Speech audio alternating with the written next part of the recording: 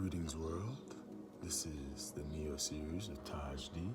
New expansions Outspoken. The message of today's video will be about the art of letting go, detachment. You see, us being in this 3D world, it is easy for us to be enchanted by the idea of, oh my gosh, I have something, I can't let it go. Oh my gosh, I have something, I can't let it go. Oh my gosh, I have something, I can't let it go. And then this problem becomes worse once you start adding value to things. If somebody gave you a rock, you'd be like, well, I like the pretty rock, but I'll find another one. But if somebody gave you $1 million, you'd be like, oh, I lost my millie. Or a lover came into your life, they give you so much affection, you'd be like, I will never let them go. But eventually, the relationship ends, or one of you passes away, or let's make it more PG, one of you moves away. So, since we know that everything in this life, every single thing is temporary, it will be beneficial for us to learn ways to practice letting go. Because think about it, you want it to be easy on yourself when things pass. You don't want to be mourning for 6 years because you lost your pet cat. Yes, the cat may mean a lot, but it's not going to mean that much once it's gone. But to the points, to the tips. Our first tip of understanding of letting things go is this. Firstly, understand everything is created. You may ask, why am I starting with everything is created? Well, since we know energy is never transferred or destroyed, those physics heads out here, since everything is created, that means everything that's created must be destroyed. Once you accept that as true, you live a little more easy. That's the first step. For example, I like my purple robe here. I got this purple robe back in 2022. But eventually, this robe will be destroyed. Eventually, this robe may not fit me. Eventually, this robe may be ripped to shreds, and I have to accept that and let it go. So firstly, accepting that everything that's created must eventually be destroyed. Nextly, understanding that we don't really own anything. You don't own anything. Yes, I do. I bought my car, I bought my house, I bought my phone.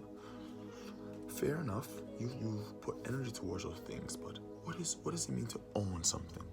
Let's say I was working for 9 years to buy that big mansion at the top of the hill. And then one day I buy that mansion at the top of the hill. And then 4 years later, the war breaks out. And the government says, we need your home because it's in the middle of our war path. I'm like, no, I bought my house. I own this house. The government's like, hey, bud, it's not a negotiation thing. We're taking your house. So then the question is, what do you really own if it can be taken from you? If something you claim you own can be taken from you, do you really own it? So let's take a step back. If everything in the material world, you can claim to own it and it can be taken away, you should claim to own nothing then. That'll make it easier. The new Ferrari, the pink and red driving down the street, you don't own that. That can be taken. The new house at the top of the hill, you don't own that. That can be taken. Even your own beauty, your own physical body can be taken from you. So you don't own any of this. So once you accept, firstly, everything is created, therefore it can be destroyed. And secondly, that you own no material thing, you understand, well, I don't own anything. Why should I be kept up about it? Last but not least, let's go over them one more time. Firstly, everything is created, so therefore everything must be destroyed. Secondly, we don't own anything since all material can be taken from us. Thirdly, since it can be taken from us, listen very closely, since these material things can be taken from us, we should put our energy towards things that we can really own. How is that helping with detachment? Because it puts that controlling energy elsewhere. What do I mean? If I go hard in the paint, if I go hard for 10 years to work for an apartment and that can be taken from me, I'm putting my energy towards something that's temporary. What I should put my energy towards something that is long lasting. The work that I do, the service, my actions, my deeds. So if you put your energy towards the actions that you do, by default, they will become immortal because no one can take your actions away. You help grandma across the street. No one can take that from you. The government can't take that from you. Your ex-lover can't steal it from you.